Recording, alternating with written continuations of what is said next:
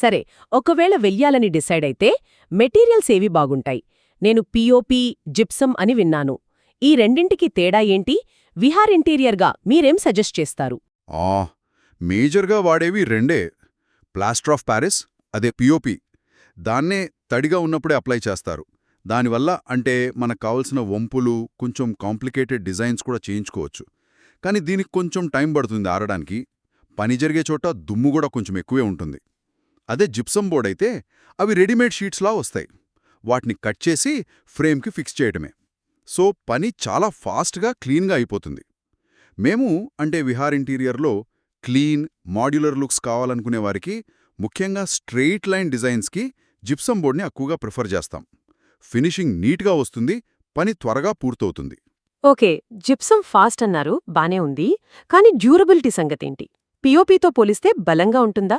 రెండూ బానే మన్నుతాయి. కరెక్ట్గా ఇన్స్టాల్ చేసి మంచి క్వాలిటీ మెటీరియల్ వాడితే రెండిట్ లైఫ్ బావుంటుంది. జిప్సమ్ బోర్డులు ఫ్యాక్టరీ మేడ్ కాబట్టి క్వాలిటీ కొంచెం యూనిఫామ్గా ఉంటుంది. పిఓపి పనితనం అనేది చేసే వాళ్ల స్కిల్ మీద కూడా ఆధారపడి ఉంటుంది చూడండి.